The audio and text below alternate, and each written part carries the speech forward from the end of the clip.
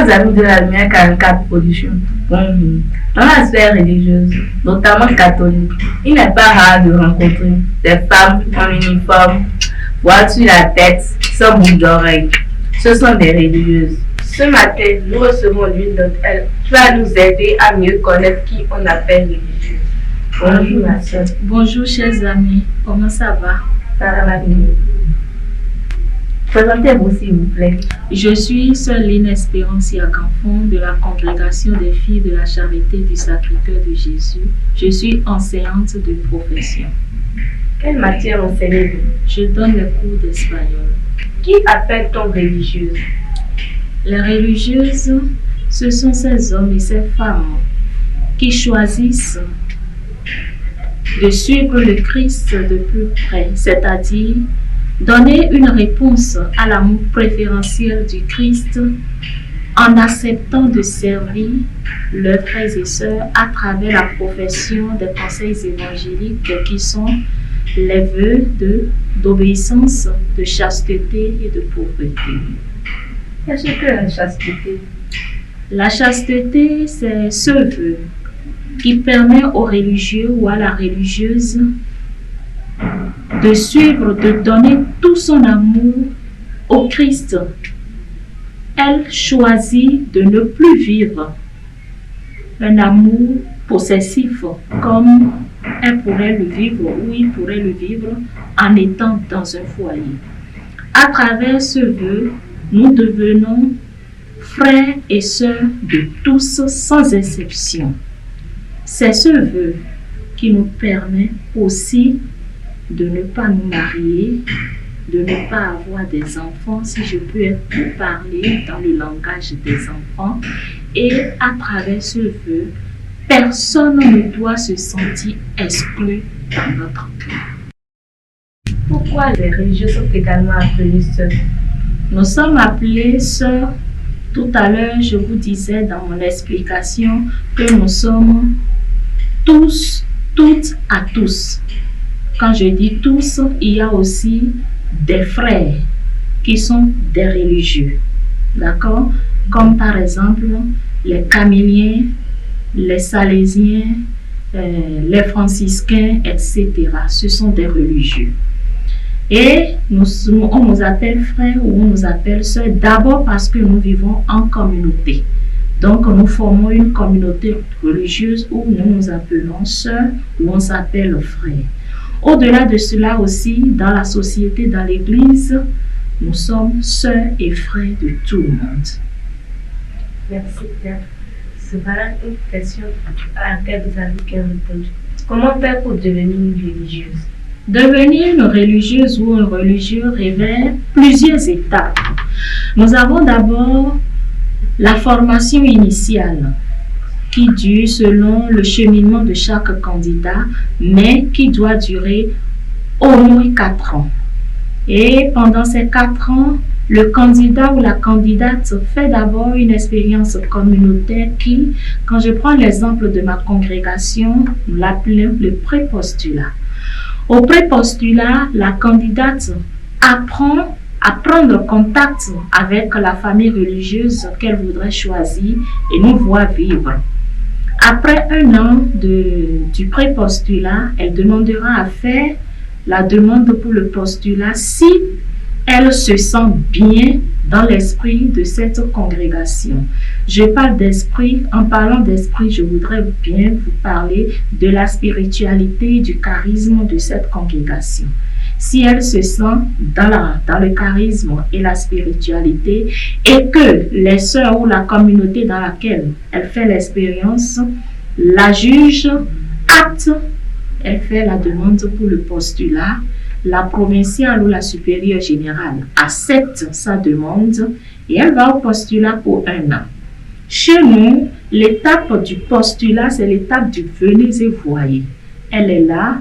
C'est à cette étape qu'on lui apprend à écouter l'appel du Seigneur. C'est à cette étape qu'on lui apprend à découvrir réellement sa vocation. Elle sera appelée à recevoir des cours, bien sûr en lien à la formation religieuse. Elle aura à vivre avec d'autres postulants ou postulantes à travers les sessions interpostulats. Elle aura aussi à vivre les réalités de la vie communautaire pour apprendre déjà comment il faut vivre en communauté. Après l'étape du postulat, elle demande à aller au noviciat si vraiment elle voudrait continuer la formation et aussi si la maîtresse des postulantes ou la communauté dans laquelle elle a fait le postulat, on la juge aussi à continuer la formation, elle va au noviciat. Le noviciat dure 2 ans. Il y a une année canonique où elle apprend maintenant à être religieuse. En première année du noviciat, c'est là qu'on lui apprend c'est quoi être religieuse. Qu'est-ce que le religieux ou la religieuse doit vivre. Elle voit maintenant la réalité de l'état de vie qu'elle voudrait choisir. Après cela, on l'envoie en 2e année du noviciat, on l'envoie en stage canonique. Pendant le stage canonique, elle aura à faire une expérience apostolique, c'est-à-dire elle aura une mission. Elle va maintenant mettre en pratique sur le terrain ce qu'elle aurait appris pendant l'année canonique. C'est suite à cela qu'elle demandera, à travers une demande bien écrite, à la supérieure générale ou à la provinciale selon l'appellation de chaque congrégation avec profession. Si elle est acceptée, elle fait sa première profession et c'est à cette étape qu'on lui fait la prise d'habit. Donc, elle change de costume, d'accord? Et après cela, la formation n'est pas terminée. Dans ma congrégation, nous faisons par exemple les premiers vœux pour 3 ans. Donc, après 3 ans, si on continue de la juger apte à continuer, elle va renouveler chaque année les vœux pour 1 an jusqu'à 6 ans. À partir de 6 ans maintenant, elle a la possibilité de demander à faire son engagement définitif que nous appelons les vœux perpétuels. Donc, c'est à ces vœux perpétuels que l'évêque, qui est le représentant de l'Église, est présent. Donc, c'est devant l'évêque que nous faisons l'engagement définitif. Au premier vœu, l'évêque peut ne pas être là, ce n'est pas important. Mais pour l'engagement définitif, il doit être là, accueilli, signer aussi l'acte de profession. Donc, voilà un peu en bref ce que je pourrais vous expliquer à travers l'étape de la formation religieuse. Merci d'avoir répondu à cette question. Quel est le rôle des religieuses dans une communauté? Dans une communauté, les religieuses vivent comme des sœurs. Elles sont là comme une présence visible du Christ au milieu de la population. En dehors de la communauté religieuse, nous sommes appelés aussi à être ce signe visible de Christ sur nos paroisses, dans le diocèse et dans l'Église en général, à travers les services paroissiaux que nous pourrions rendre, comme la catéchèse, la communion et la visite aux malades, et dans l'éducation, la promotion féminine et tout ce que vous voulez. L'essentiel pour nous, c'est d'annoncer aux hommes que le Christ est tout proche et de l'aider à marcher ensemble vers cette plénitude de la charité que nous désirons tous sur la terre. Merci d'avoir répondu à cette question. Pourquoi portez-vous un voile? Le voile que je porte, je voudrais d'abord au passage vous dire que ce n'est pas toutes les religieuses qui sont en habit. Ça dépend des congrégations.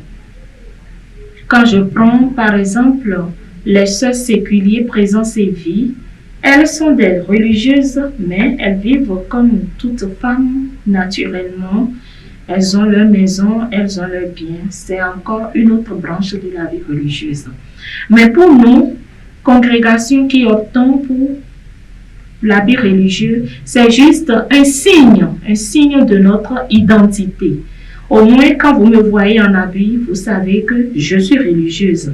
C'est ce signe qui montre, ce signe visible qui montre d'ailleurs aux gens que je suis une âme consacrée. Ce n'est pas un miracle, ce n'est rien d'important, c'est juste ce qui fait de moi ce que je suis. Pour les sœurs, nous remarquons que vous ne vous manquez pas, que vous ne vous tracez pas, alors que tout cela rend plus belle. Pourquoi ne le faites-vous pas? Alors, chers amis, vous avez bel et bien raison de poser cette question assez pertinente parce que lorsque nous prenons la génération d'aujourd'hui, nous avons la question du make-up, de tout ce que vous voulez. Beaucoup de choses aujourd'hui pour embellir la femme. Mais j'ai bien envie de vous demander, est-ce que nous avons besoin de nous maquiller pour garder en nous cette beauté naturelle que Dieu nous a donnée? Et tout à l'heure, en vous expliquant les professions, la profession ou du moins les conseils évangéliques que nous professons, j'ai bel et bien parlé de la pauvreté.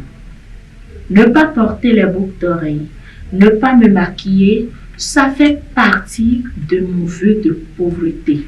Ce vœu de pauvreté qui me porte à me dépouiller. C'est une question de dépouillement. Lorsque vous regardez le Christ, il a tout donné, n'est-ce pas? Le Christ n'a rien gardé pour lui. Et le vendredi saint, ou du moins pendant le chemin de croix, on a été jusqu'à nous dire qu'on a déchiré sa tunique. Le Christ que nous suivons n'a même pas d'endroit où poser sa tête.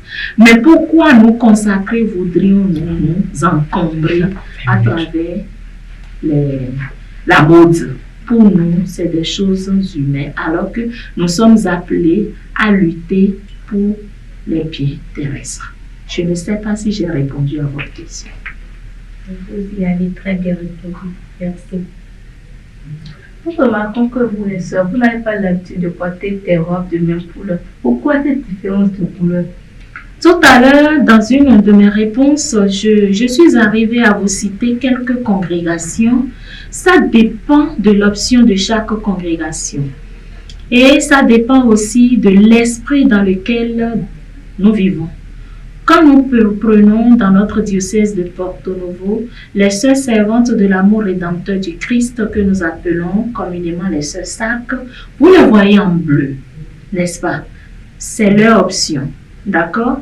Et ce matin, vous me voyez en blanc. La couleur blanche dans ma congrégation, c'est la couleur solennelle. C'est ça qui révèle la solennité chez nous.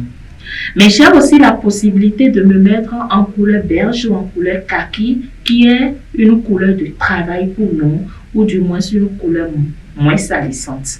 Donc, nous ne sommes pas forcément appelés à porter la même couleur de robe. Ça dépend de l'esprit et de l'option de chaque congrégation. Vous les sœurs, est-ce que vous êtes payés pour tout le travail que vous rendez à l'église? Être payé pour tout le travail que nous fournissons à l'église serait peut-être trop dit, mais nous pouvons recevoir une rémunération parce que nous avons aussi besoin de vivre. Et nous ne sommes pas religieuses normalement d'abord pour le bien matériel.